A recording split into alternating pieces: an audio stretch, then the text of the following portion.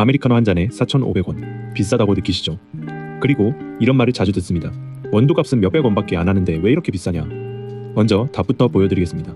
아메리카노 한 잔의 원두 원가는 약 500원입니다. 맞습니다. 500원. 그런데 그 커피를 파는 카페 사장이 한 잔에서 남기는 돈은 300원에서 700원 사이로 추정됩니다. 원두값이랑 비슷하죠? 원두는 500원인데 사장목도 500원 안팎. 그럼 나머지 3,500원은 어디로 갔을까요? 오늘은 커피값의 진짜 정체를 한 단 단위로 깔아보겠습니다. 참고로 이 수치는 프랜차이즈 카페를 기준으로 한 언론 분석과 업계 사례에 바탕한 추정치입니다. 사람들은 커피가 비싸면 원두를 탓합니다. 원두 몇백 원어치로 4,500원을 받는다니 폭리처럼 보이니까요. 그런데 이건 커피 원가의 아주 작은 조각만 본 겁니다. 카페의 진짜 원가는 원두가 아니라 그 커피를 내리는 공간과 사람이 있습니다. 원두값에만 분노하면 진짜 범인을 놓칩니다. 먼저 눈에 보이는 재료부터 보겠습니다. 원두가 약 500원. 여기에 컵홀더, 뚜껑, 물, 얼음 같은 부자재가 더해집니다. 아메리카노는 우유가 안 들어가지만 컵과 부자재만 해도 수백 원이 나갑니다. 사례 기준으로 원두와 부자재를 합친 순수 재료 원가는 한 잔에 대략 1,100원 안팎으로 봅니다. 여기까지는 우리가 흔히 생각하는 원가입니다. 진짜 이야기는 지금부터입니다. 카페는 자리 장사입니다. 손님이 앉아서 시간을 보내는 공간을 팔죠. 그 공간에는 임대료가 붙습니다. 목 좋은 상권일수록 임대료는 비쌉니다. 이 임대료를 한 달 판매 잔수로 나누면 커피 한 잔에 실리는 임대료가 나옵니다. 사례로 계산하면 한 잔당 임대료가 대략 1,100원 안팎까지 올라갑니다. 원두값 500원의 2배가 넘습니다. 커피 한 잔 값에서 가장 큰 조각이 사실은 원두가 아니라 자리값이라는 뜻입니다. 다음은 사람값입니다. 커피를 내리고 주문을 받고 매장을 치우는 사람. 이 인건비를 한 잔에 나눠 담으면 사례 기준으로 한 잔에 약 1,500원까지 잡힙니다. 임대료보다도 큽니다. 커피 한 잔 값에서 가장 큰 조각은 자리값도 아니고 사람값이었던 겁니다. 원두 500원에 화를 냈는데 진짜 큰 돈은 임대료와 인건비, 이 두 고정비에 있습니다. 두 개를 합치면 한 잔에 2,600원 안팎. 판매가 4,500원의 절반이 넘습니다. 원두는 눈에 보이니까 탓하기 쉽지만 임대료와 인건비는 잔 뒤에 숨어 있어서 잘 안 보입니다. 그래서 우리는 늘 보이는 원두만 탓하고 진짜 큰 두 조각은 그냥 지나칩니다. 임대료와 인건비를 고정비라고 부르는 이유가 있습니다. 커피를 한 잔을 팔든 100잔을 팔든 매달 거의 똑같이 나가기 때문입니다. 손님이 없는 날에도 임대료는 그대로고 직원 월급도 그대로입니다. 그래서 카페는 잔수를 최대한 늘려야 한 잔당 고정비가 줄어듭니다. 장사가 안 되면 한 잔에 실리는 임대료와 인건비가 오히려 더 커지는 구조입니다. 적게 팔수록 한 잔의 원가가 비싸지는 잔인한 계산입니다. 그럼 카페는 하루에 몇 잔을 팔아야 임대료가 빠질까요? 임대료가 한 달에 수백만 원이라면 그걸 커피 한 잔의 마진으로 나눠야 합니다.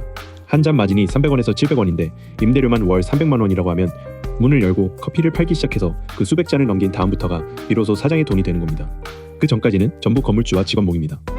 재료, 임대료, 인건비, 그리고 광고와 관리 같은 기타 비용까지 4,500원에서 이걸 다 빼고 나면 한 잔에 남는 돈은 300원에서 700원 사이로 추정됩니다. 원두값과 비슷하거나 조금 많은 수준이죠. 그리고 이 마진은 원두값이 오르면 더 줄어듭니다.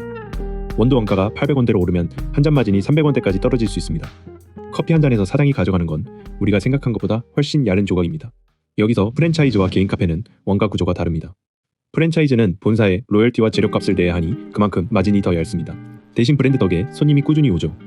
개인 카페는 로열티가 없지만 손님을 스스로 끌어와야 하고 원두를 소량으로 비싸게 들여오는 불리함이 있습니다. 어느 쪽이든 임대료와 인건비라는 두 고정비는 똑같이 무겁습니다. 간판이 무엇이든 자리값과 사람값은 피할 수 없습니다. 여기서 이런 의문이 듭니다. 그럼 1,500원짜리 커피를 파는 저가 브랜드는 어떻게 남기는 걸까요? 4,500원도 얇게 남는데 1,500원은 손해 아닐까요? 저가 커피의 비밀은 두 가지입니다. 하나, 좌석을 거의 안 둡니다. 손님이 앉는 공간이 없으니 작은 평수로 임대료를 확 줄입니다. 그 커피 한 잔에 실리는 자리값이 4,500원 카페보다 훨씬 작다는 뜻이죠. 둘, 테이크아웃 위주라 회전이 빠릅니다. 앉아서 시간을 보내는 손님이 없으니 같은 공간에서 더 많은 잔을 팔 수 있습니다. 결국 저가 커피는 자리값을 포기하는 대신 잔수로 승부하는 구조입니다. 4,500원 카페가 파는 건 커피가 아니라 공간이고 1,500원 커피가 파는 건 커피 그 자체입니다. 4,500원 카페의 골칫거리가 하나 있습니다. 이른바 카공족입니다. 커피 한 잔을 시켜놓고 몇 시간씩 앉아서 공부하거나 일하는 손님이죠. 카페 입장에서 이건 계산이 복잡해집니다. 좌석은 곧 매출인데 한 자리를 몇 시간 묶어두면 그 자리에서 나올 매출이 막힙니다. 한 잔에 300원에서 700원 남기는데 그 자리를 3시간 차지하면 그 시간 동안 다른 손님을 못 받습니다. 그래서 카페는 콘센트를 없애거나 이용 시간을 두는 식으로 회전을 관리합니다. 편해 보이는 카페 뒤에는 이 좌석 회전이라는 냉정한 계산이 돌고 있습니다. 카페가 실제로 돈을 버는 곳은 커피가 아니라 디저트인 경우가 많습니다. 케이크 한 조각, 쿠키, 시즌 음료 같은 상품은 재료 대비 판매가가 높습니다. 아메리카노는 마진이 얇지만 디저트는 한 개에 남는 돈이 커피 여러 잔과 맞먹습니다. 그래서 카페는 커피로 손님을 부르고 디저트로 객단가를 올립니다. 음료 하나만 시키는 손님보다 디저트를 곁들이는 손님이 진짜 이익을 줍니다. 아메리카노는 간판이고 또는 옆 진열장의 케이크에서 나옵니다. 커피 전문점이라는 말과 달리 커피만으로는 남기기 어려운 구조입니다. 마진이 이렇게 야른데 카페는 왜 계속 생길까요? 진입장벽이 낮아 보이고 매출이 매일 현금으로 들어오기 때문입니다. 하루에 커피 수백 잔이 팔리면 통장에 매일 돈이 쌓이는 것처럼 보입니다. 그런데 그 돈의 대부분은 이미 임대료와 인건비로 예약된 돈입니다. 매출이 소득이 아니라는 걸 모르면 이 착시에 빠집니다. 커피는 많이 팔리는데 왜 남는 게 없냐는 질문의 답이 여기에 있습니다. 인건비가 한 잔에 1,500원이나 실린다면 아예 사람을 없애면 어떨까요? 그래서 무인 카페가 등장했습니다. 로봇이나 자동 머신이 커피를 내리는 방식이죠. 인건비를 줄이면 한 잔의 원가가 확 내려갈 것 같지만 여기에도 함정이 있습니다. 자동화 기계값이 비쌉니다. 그 기계값을 할부로 갚고 낚는 만큼 감가가 매달 빠집니다. 사람을 없앤 자리에 이번엔 기계값이 들어옵니다. 게다가 무인이라 관리가 안 되면 위생이나 고장 문제가 생깁니다. 인건비를 기계값으로 바꾼 것뿐 커피 한 잔에 실리는 고정비는 쉽게 사라지지 않습니다. 사람값을 빼도 그 자리를 기계값이 채우는 겁니다. 또 하나, 원두를 직접 볶으면 원가를 줄일 수 있지 않냐는 생각도 있습니다. 자가배전, 로스팅을 직접 하는 카페죠. 원두를 생두로 싸게 들여와 직접 볶으면 원두 원가는 분명 내려갑니다. 그런데 로스팅 기계값이 들고 볶는데 사람의 시간과 기술이 들어갑니다. 결국 줄어든 원두값만큼 다른 곳에서 비용이 늘어납니다. 그리고 애초에 원두값은 한 잔에 500원, 전체 원가에서 작은 조각이었습니다. 가장 작은 조각을 줄이려고 애쓰는 동안 임대료와 인건비라는 큰 조각은 그대로입니다. 원가를 줄이려면 작은 원두가 아니라 큰 고정비를 봐야 합니다. 그럼 커피값을 더 올리면 되지 않냐고 하실 수 있습니다. 그런데 소비자는 이미 4,500원도 비싸다고 느낍니다. 한 설문에서 소비자가 생각하는 아메리카노 적정가는 판매가보다 한참 낮았습니다. 가격을 올리면 손님이 저가 커피 브랜드로 옮겨갑니다. 1,500원짜리 커피가 옆에 있는 한 4,500원 카페는 가격을 올리기 어렵습니다.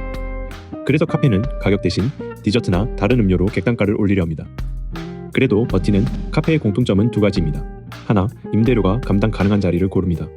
목이 좋아도 임대료가 너무 비싸면 아무리 팔아도 건물주만 좋은 일입니다. 둘, 커피 외에 마진이 높은 메뉴를 함께 팝니다. 디저트나 시즌 음료처럼 재료 대비 가격이 높은 상품이 실제 이익을 냅니다. 아메리카노는 손님을 부르는 대표 메뉴고 돈은 다른 잔에서 번다는 구조입니다. 고정비가 무거운 카페가 버티는 마지막 방법은 단골입니다. 매일 오는 손님, 정해진 시간에 커피를 사가는 손님이 있으면 매출이 예측 가능해지고 그만큼 고정비를 감당할 계획이 섭니다. 그래서 카페는 쿠폰이나 적립으로 단골을 붙잡으려 합니다. 10잔에 한 잔 무료 같은 도장 쿠폰이 사실은 단골을 묶어두는 장치입니다. 한 잔 공짜로 주더라도 그 손님이 매일 오면 카페는 이득이니까요. 문제는 저가 커피가 옆에 생기면 그 단골이 언제든 흔들린다는 겁니다. 얇은 마진 위에 세운 카페는 단골 하나가 빠질 때마다 계산서가 출렁입니다. 카페 창업을 고민한다면 세 가지를 확인하세요. 첫째, 임대료를 월 예상 매출이 아니라 한 잔에 임대료가 얼마 실리는지 계산해야 진짜 원가가 보입니다. 둘째, 인건비입니다. 사장이 직접 서면 줄지만 그건 사장 노동을 공짜로 치는 겁니다. 셋째, 근처 저가 커피 브랜드의 위치입니다. 1,500원 커피가 가까이 있으면 가격을 올릴 여지가 사라집니다. 그리고 한 가지 더, 내가 하루에 현실적으로 몇 잔을 팔 수 있는지를 희망이 아니라 냉정하게 잡아야 합니다. 임대료를 메우는 손익분기 잔수를 넘겨야 비로소 내 돈이 시작되는데 그 잔수를 못 넘기면 매달 적자가 쌓입니다. 커피가 많이 팔리는 것처럼 보여도 그 선을 넘었는지가 진짜 기준입니다. 아메리카노 한 잔 4,500원, 원두값은 500원이 맞습니다. 하지만 그 커피에는 원두 말고도 자리값 1,100원과 사람값 1,500원이 함께 담겨 있습니다. 사장이 가져가는 건 300원에서 700원, 원두값과 비슷한 야른 조각입니다. 원두 500원의 풍리라고 화를 냈지만 정작 그 옆에 나란히 선 임대료와 인건비는 아무도 탓하지 않았습니다. 진짜 큰 돈은 늘 조용한 쪽에 있었던 겁니다. 커피가 비싼 게 아니라 그 커피를 내리는 공간과 사람이 비쌌던 겁니다. 원두값에 화를 내기 전에 그 뒤에 숨은 두 고정비를 봐야 진짜 계산서가 보입니다. 카페에서 우리가 사는 건 사실 커피 한 잔이 아니라 그 자리에 앉아있는 시간입니다.